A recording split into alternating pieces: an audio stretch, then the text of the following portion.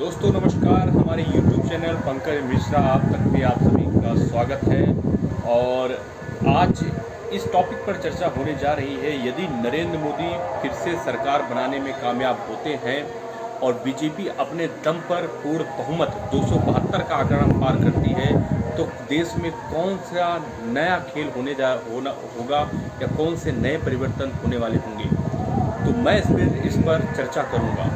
देखो, सबसे बड़ा बदलाव होने वाला है इलेक्शन के तरीके में। वन नेशन वन इलेक्शन का जो फंडा है, जो कि हर साल कोई ना कोई 2 से 3 विधानसभाओं में इलेक्शन होते रहते हैं। लोकसभा पंचायतों का इलेक्शन हुआ करता है। मोदी जी इस 5 साल में विधानसभा और लोकसभा का इलेक्शन एक साथ कराए जाने की प्रबल संभावना है। यह बदलाव मोदी जी करेंगे, जिसकी चर्चा मोदी जी ने अपने इंटरव्यू में भी किया है। दूसरा बड़ा बदलाव, यूनिफॉर्म सिविल कोड पर सरकार यूनिफॉर्म सिविल कोड को पूरी तरीके से लागू करेगी। एक देश एक कानून पर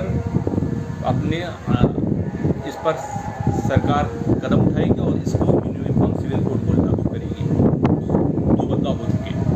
तीसरा बड़ा बदलाव, जैसा कि मैंने आपको बताया था कि अमित शाह ने, जो गृह मंत्री, उन्होंने भी बताया था पीओके, पाकिस्तान ऑक्युपाइड कश्मीर, क्या उस पर काम चल रहा है कि नहीं। देखो, इसके बारे में नहीं कुछ कह सकते, लेकिन 2029 में जब इलेक्शन दोबारा बीजेपी फाइट करेगी, उससे पहले पीओके पर कुछ ठोस हो जाएगा और संभावना है कि हमारे पास कुछ होगा जरूर।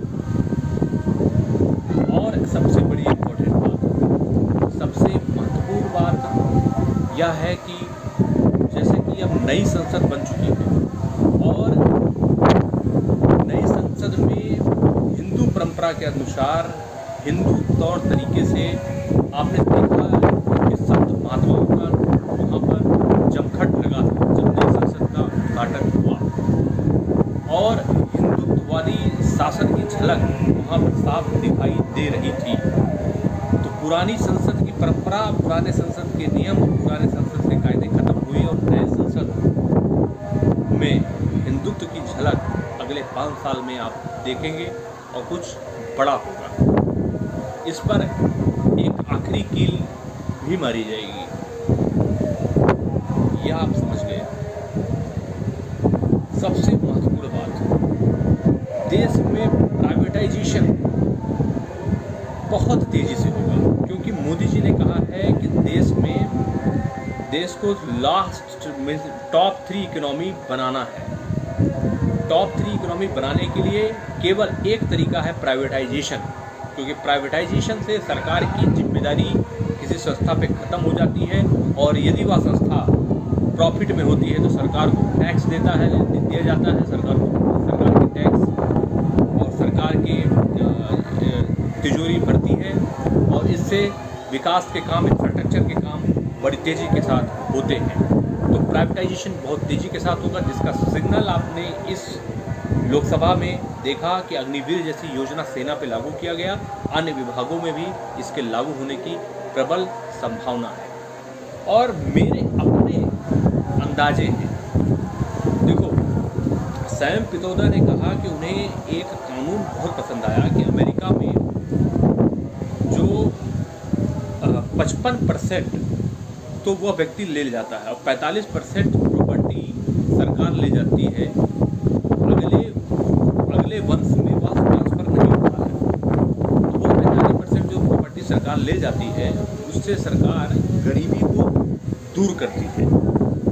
जिनके पास कम धन है, भूमि है, जिनके पास खेती की ज़मीन नहीं है, उनको बांटती है सरकार, ताकि जो आर्थिक विषमता है, गरीबी और अमीरी का अंतर है, उसको कम किया जा सके। इसी कारण अमेरिका सबसे शक्तिशाली राष्ट्र बना हुआ है। तो यह एक चाल हो सकती है कि डूबती हुई नाव में कोई सवार नहीं होता है, तो सैम पित्रोदा के जरिए ही यह एक चाल हो कि उन्होंने यह वक्तव्य दे दिया है कि आगे चल के कांग्रेस विरोध ना कर पाए, या कहा जाए कि इन्हीं के आदमी ने ही ऐसा बोला था, तो कहीं ऐसा ही परिवर्तन मोदी जी अपने देश में लागू ना करें, ऐसा भी हो सकता है, लागू भी कर सकते हैं। इसका कारण मोदी जी जब संसद का प्रणाम किए थे तो सबसे पहला शब्द निकला था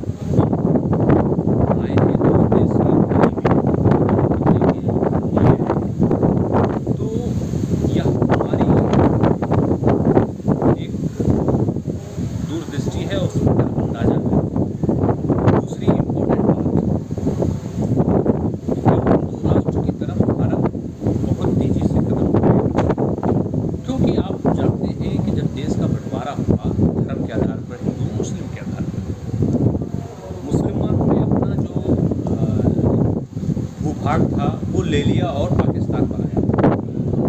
पाकिस्तान का जन्म हो गया, बांग्लादेश भी बना, पाकिस्तान से एक और देश का जन्म हुआ बांग्लादेश, जिसका योगदान इंदिरा गांधी जी थी इसमें। फिर वह पाकिस्तान तो मुस्लिम राष्ट्र है, इस्लामिक नेशन है, लेकिन हिंदुस्तान जब सबसे बड़ी जो पॉपुलेशन थी हिंदू की थी, उसके बाद मुस्लिम की थी, मुस्लिम अपना पार्ट ले गए, बचा हिंदू। तो या देश को हिंदू राष्ट्र होना चाहिए ना, 5 या 10 लोगों से तय कर लेना चाहिए। वोटिंग तो हुई नहीं थी, आप अगर पूरे देश में वोटिंग करा लीजिएगा आपको नतीजा पता चल जाएगा। तो सामाजिक न्याय की तरफ देश और बढ़ेगा। लेकिन हम आपको ये भी बता देता हूँ मेरी क्या मानना है, हम भाई APJ अब्दुल कलाम की सोच वाले हैं। घंटा फर्क नहीं पड़ता है कि हमारी जाति क्या है, हमारे धर्म क्या है, कुछ नहीं। दुनिया अपना कहते रहे और दुनिया अपना कुछ बोलती रहे। मेरे को भाई जैसे APJ अब्दुल कलाम कहते थे कि हमको एक टेबल चाहिए, चेयर चाहिए और एक चारपाई चाहिए कि सोया जा सके, और उसके लिए मेरे देश के लिए कर्म, जो कि जिन्हें मिसाइल मैन कहा जाता है। उस समय ज़्यादा विपरीत परिस्थिति थी। तो यदि हमें कर्म भूमि मिल गई है, एक स्थान मिल गया है, हमें अपना कंट्रीब्यूशन करना है। भाड़ में जाए धर्म और भाड़ में जाए दुनिया, ठीक है। हमारा कर्म ही हमारा धर्म है। धर्म का मतलब ही होता है कर्तव्य। तो कर्तव्य के लिए उचित भूमि आपको मिल गई, हुआ काफ़ी। APJ अब्दुल कलाम ने अपनी जो सैलरी थी वो भी अपने परिवार में नहीं बांटा, उसको गरीबों में बांट दिया। तो जो लोग कहते हैं कि भाजपा मुस्लिम विरोधी पार्टी है, ऐसा नहीं है मेरे दोस्त। सबसे ज़्यादा डेवलपमेंट इसी दौरान हुआ है, बाकी पार्टियों ने बेवकूफ़ी बनाया। APJ अब्दुल कलाम की सोच वाले मुस्लिम नहीं हैं, या वैसे लोग नहीं जो इस विचारधारा के साथ फिट हो पाए। वैसे लोग की एक नहीं, अभी हजारों APJ अब्दुल कलाम की जरूरत है। धन्यवाद।